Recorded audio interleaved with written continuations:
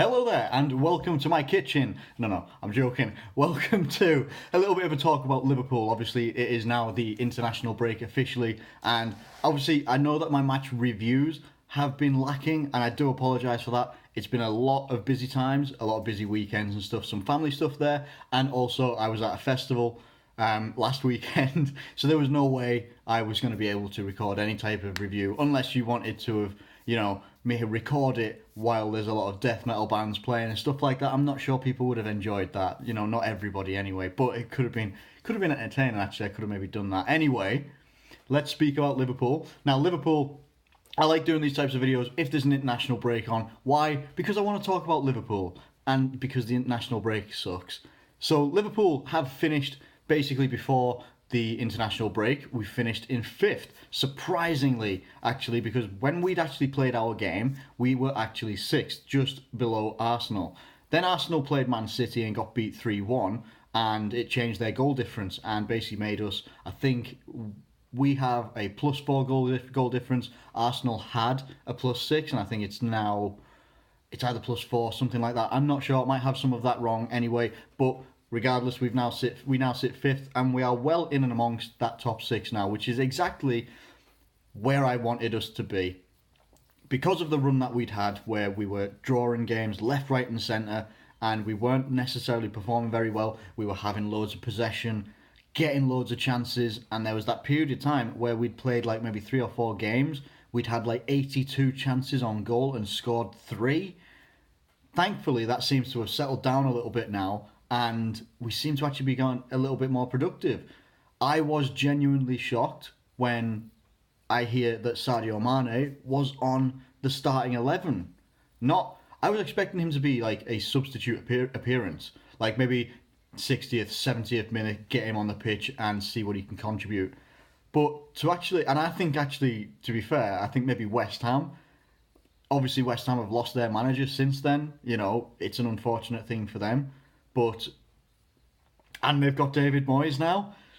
I feel for you. I really do. I feel for you. This kind of feels like West Ham are getting their, like what Roy Hodgson was to us. They're getting David Moyes. So I am quite sympathetic, but not too sympathetic to not revel in the victory that we had. We won 4-1. And I must admit, I must say, I think it must have shocked not only fans, and I didn't actually check this out on social media. As I say, I was occupied all Saturday, and what West Ham fans thought of Sadio Mane being in the starting 11. I thought of it. I looked at that on my phone because I was still following the match while I was like at this hell of a gig, awesome gig, and I was still following the match, and I see the lineups come out, and I'm reading it, and I'm like, yeah, pretty standard, yeah, Mo Salah, this, that, Mane, oh, Mane, get in there, because I haven't seen the pairing of Mane and Salah enough. I don't think any of us have. And I think that is going to be a magnificent thing moving forward.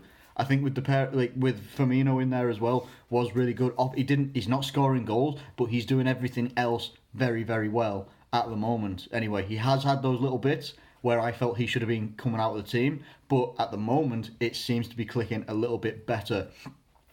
You cannot complain at the moment because, well, I think so. We've had a 3-0 against Huddersfield. We had a 3-0 against Maribor. Who else did we play after that? Was it just West Ham? Was it West Ham? I'm not entirely sure. Might have been West Ham. 4-1. So I think we've scored 10 goals, conceded 1 over 3 games, and we've actually had some clean sheets in there as well. So you can only be pleased about that as well. There was only the defensive lapse of not really defensive lapse. I don't think. I think it was just Gomez was a little bit wrong-footed when Lanzini came in, and when the ball was coming over into our box, and Lanzini just kind of stepped off, shrugged him off. The media were saying that he bullied him off the ball, and I'm like, have any of you watched that replay?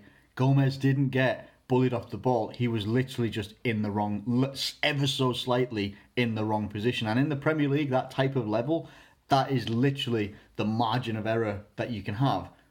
You can literally have a couple of inches, and that's it. Goes in the back of the net. Fortunately, and I haven't even touched on the first 2 goals. I should probably do that, to be fair.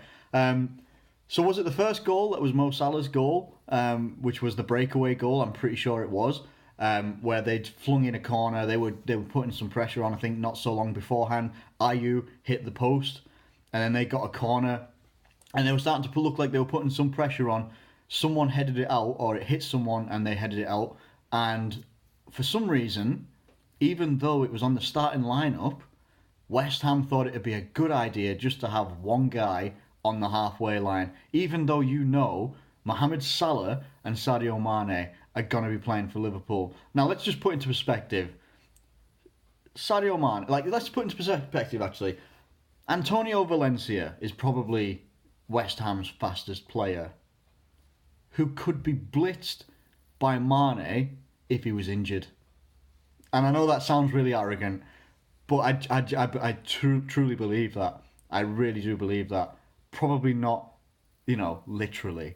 Okay, if he's injured, I don't want him running anywhere. But you get what I'm trying to say. Antonio's going to be, or as far as I'm aware, is their fastest player. Maybe Masuaku could be one of their other fastest players as well. But regardless, I think it was Cresswell on the halfway line, and no disrespect to the lad, but you're not catching. You're not going to be able. And when you've only got one person, you're not going to catch one of them. Never mind two of them coming at you. You really aren't. So obviously having two of them coming at you, it's not going to end well, is it? And it didn't. It was very, very good. Nicely played pass by Mane into the path of Salah. Hart comes rushing out. He goes to the floor, and to be fair, if you see it on I think it's the reverse angle. Or the angle that's behind Salah, whichever angle that one's called. I think it's reverse, I might be wrong. If you look at that one, it was literally it was like that to touching Joe Hart's leg, which could have meant that it could have deflected off and gone out or something like that. Instead, it goes in the back of the net, and it was awesome. It was excellent, and I'm loving that. It was brilliant, brilliant play. Couple of minutes later, we get a corner, and it was a strange. Well, it wasn't a strange corner. Salah put it in. It wasn't obviously like a high looping corner. However, it did go into the box. It came off, I think, Mark Noble, which deflected onto Joe Hart. Joe Hart did his best to actually get the ball out and about and all that lot. But it falls to Joel Matip, from 4 yards out or something like that. Slots it in the back of the net. It's 2-0. And, yeah, you've got to be loving that. I've already talked about West Ham's goal. We saw what happened. Then, literally, they're still celebrating, and I'm pretty sure I saw this on there was a West Ham Twitter account or something like that had put they had a short clip of maybe their I think it might have been Hammer's chat had put a clip of their match day vlog or something like that, and they were still zooming in on the scoreboard that said goal and the replay for Lanzini's thing. He zooms out and he literally just drops the camera a little bit, and there's Oxlade-Chamberlain. He smacks it at Joe Hart once, and he saves it and slots it in with his left foot. They were still celebrating. They still had the graphics up on the stadium, celebrating the goal and stuff like that. And to be fair, that's what you would normally do in a stadium like that. When they've got the screens and all that, you're going to celebrate it big style for the next couple of minutes and that. But they didn't get the chance to celebrate it for the next couple of minutes. I don't even think they got 1 full minute of celebration for that one. I really don't. And it was really, really good to get that goal so quick, and so good for Alex Oxlade-Chamberlain as well, because he shoots first time with his right foot. It hits Joe Hart. He's in the right position then to slot it home with his left foot. It just showed a little bit more determination and a little bit of maybe is a finishing instinct coming there. He's actually working with, he's in a team with some good finishers, despite how our early season has gone. He's working with some good finishes, and to be fair, I don't think I've seen really a better finish. And I'm talking finish. I'm not talking banger. I'm talking a finish than Mohamed Salah's 4th goal. The 4th goal, that was Mohamed Salah's 2nd goal of the day, I should say. He hasn't scored 4 goals on that day. That was an epic finish. That was something that you see, pros do on FIFA, or, the odd occasion that I'll whip out a good shot on FIFA myself. Low drive, and it was a good setup again by Mane. Mane, 2 assists, both to Salah that day. That partnership is going to be key, and I'm going to talk a little bit about that as well going on. That was a great finish. It was a really good finish. It was a nice I think at that point the defence for West Ham had just kind of given up a little bit. They could have maybe done a little bit more to put pressure on Mane and maybe cover Salah, but Salah was given all the time in the world, to be honest with you, and he slots it away. It was 4-1, it was comprehensive, and it was a very good victory. I always like going into the international break on a victory, because then you're not sat there stewing for the next week or 2 weeks, however long each international break lasts. So then you can really start to feel a little bit more positive. And then you've got to think as well of our English players. Now, yes, there have been a good couple of them that have all been withdrawn now. I think there's maybe 5 or 6 players in total, not just Liverpool players, that have withdrawn from the England squad for the friendlies coming up this week. So I think a couple of them, I can't even remember, maybe it was Henderson, one of them, I'm not entirely sure. But regardless, there were players of ours that weren't selected for the England duty, like Daniel Sturridge and Oxlade-Chamberlain, and a good few others as well. We've got Adam Lallana to come back after the international break as well. Coutinho is currently with Brazil, but even they're a little bit doubtful of whether he's going to feature. Apparently they're not wanting him to play against Germany or something, but they're wanting him to play against England. I might have their fixtures wrong. It's either are we playing Germany, and I don't know. I really don't know right now, but I know that they're playing us, and they want him to feature against England anyway. We've got Adam Lallana to come back, who we've barely seen this year, and that is going to be awesome when he comes back as well. It just looks like we're getting a little bit stronger at exactly the right time, and I think, to be honest, that is exactly what we've needed. Now, I think that Liverpool can take a little bit of confidence, obviously, going into the international break. The only thing that I don't like about the international break is I do believe that it can disrupt the type of fluidity that a team might have gotten right then. So, like, for some teams, it might be like a reset button, like they can regroup maybe either during the international break, or they can go away with their international teams and they can maybe freshen up a little bit and come back and hit the ground running. Other teams that maybe haven't been struggling, so we've been on a little bit of better form of late. Is that going to impact us when we come back? Like, I don't know. We don't always come back off the international break very well, but just looking here, ironically, the very first day, the first game after the international break, and I think I've got this right. I think I do have this right, yes, because it's England v Germany on the 10th. It's England v Brazil on the 14th of November. 18th of November 2017, my 30th birthday, is against Southampton at Anfield. Now, I say that as if like I'm going to be there, and I wish. I can never get tickets ever. I just can't. So it's one of them.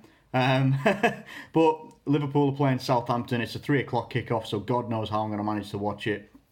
But after that, we are away to Sevilla in the Champions League as well, and then after that, it's Liverpool versus Chelsea. So these are some pretty big games, and I say that because I know what people are thinking, like Southampton haven't been performing very well in the league this year. Sevilla have been a little bit hit and miss in the Champions League, but they drew with us, in our first game. I think, was it our first game in the Champions League? I think it was. And then Southampton, been a bit of a bogey team for us of recent times. Obviously, there was that time when we beat them 6-1 and Divock Origi scored a hat-trick. But hey, I think those times are gone for a while, and Southampton, if anything, yes, they don't score a lot of goals, if any sometimes, but, and this is a big but, they do look defensively solid most of the time, and that is the thing that we do tend to struggle against the most, to be honest with you. So, and I think you guys would know that as well. I think the main positive thing I can take from that anyway is obviously the change of system that we employed at the weekend, which seemed to switch. Like, it looked like it was a 4-4-2 of some variety. Obviously, the team shape changes quite a lot from what Klopp says in a press conference. He says basically what that is, when I put a formation out, is they are starting positions, and that will change as the game is going on and how he sees fit. So it's really quite sometimes difficult to, you can say it's a 4-4-2, but at most times it wasn't, and, at other times it definitely was. So, I mean, it's one of those. I'm taking positives from the fact that we've only conceded 1 goal in our last 3 games. Admittedly, one of those games was against Maribor, but even so, it doesn't matter. When you score 10 goals in 2 games against a Champions League team, it doesn't necessarily... Yes, it does matter what calibre of team it is. I know what you mean. I know what you're going to think. But even so, they're in that competition for a reason. So, look, you can only beat what's put in front of you, and we did. The same with Huddersfield, and the same with West Ham as well. Now, we need to make sure that we keep on with this positivity as well, because we're going to be getting into the Christmas period. It's going to be busy as hell. I'm going to try and take a quick look at who we've got after Chelsea. We are away to Stoke on the 29th of November. 2nd of December, we're against Brighton. That's quick. Wow. And as far as I can look ahead on this app, we've then got Anfield, Liverpool versus Spartak What was that? What was it? Spartak Moscow. That's what I was trying to say on the 6th of December. So we've got a lot of games, and that is pretty much going to be the Christmas period all over. Like, not all over, but I mean, we're going to have a busy time of it right up until the new year. In fact, maybe even into the new year as well. Then obviously you've got the January transfer window on its way, but I'm not even talking about any of that just yet. Because there's talk of people saying that we could get Naby Keita earlier.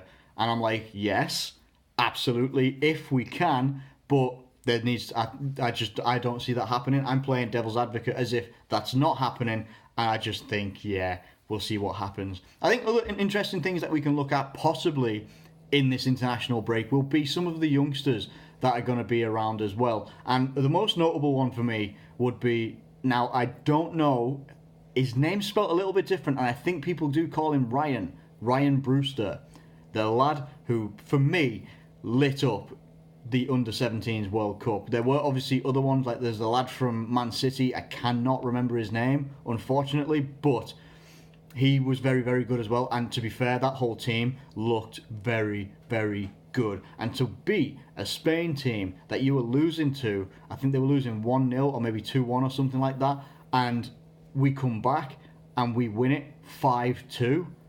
Unbelievable.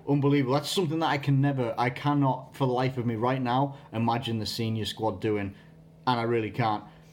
But having someone like Rhian Brewster, he's 17 years old, might even be just a tad younger. I'm not entirely sure on that one either. But having someone like that, he's obviously going to be looking at that first team. And other guys as well, like your Harry Wilsons, etc. Ben Woodburn looking to make more of an impression as well. I think at some point you've got to be looking at them saying, and Dominic Solanke as well. I always talk about Solanke. You guys know that probably more than anybody. But yeah, I just think that these guys need to eventually be getting shots. Yes, you can say that the under-17 guys, they can probably hold off a little bit, but I would say only a little bit, because when you have a player who has won, yes, it might be the under-17s, it doesn't matter. You start from somewhere, and to be fair, the other teams in that group as well, in the under-17s, they've got some talented players as well. Spain definitely as well. We just happen to be better, and that is something that you can never normally say about an England team. We were genuinely better.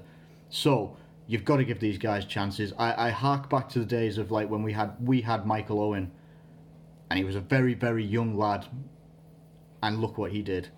Yes, we don't hold him in the highest regard these days, obviously moving to Man United and essentially being a fanboy of those as well, but regardless, look back, and if you aren't a Liverpool fan that was alive, or maybe weren't paying attention to that era of football, go back and watch you could go back and watch all of Michael Owen's Liverpool goals, Michael Owen's highlights and stuff like that. You go watch them at Liverpool, he was good. He could have been great. He could have been a great for Liverpool if he'd stayed. Ironically, the season that we went and won the Champions League. So anyway, no hard feelings. But even so, what I'm getting at is that we've got to start giving these young lads a chance. And I mention that mainly as well with a view to Dominic Solanke, because I think that lad's got buckets of talent. I really do. I think he's got buckets of talent, and I think he will work hard. But he will be wanting opportunities. He didn't leave Chelsea to sit on the bench. He didn't leave Chelsea to sit on the bench and get a couple of minutes here and there. You've got to start being fair to the lad and being like, what are they trying to do? Get him used to the flow of the team this season and then bring him in proper next season? It's a gamble, because then what if he gets frustrated and he wants to move on again? And I'm not saying that's the type of player that he is. I would like to think that they'd be quite patient, will work hard, and if that hard work is paying off, they'll get into the team. But it's always difficult to say. Sometimes young lads get itchy feet these days, and we can't risk that happening.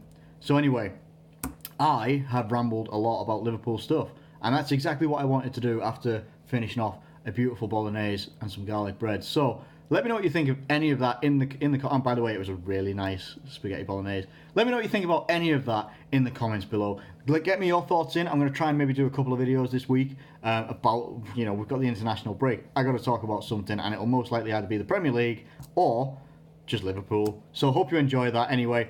Drop a like on the video if you can. Subscribe if you're new around here. Leave a comment below. Let me know your thoughts so far on Liverpool and where we can go this season. Thank you ever so much for watching, as always, and I'll catch you later.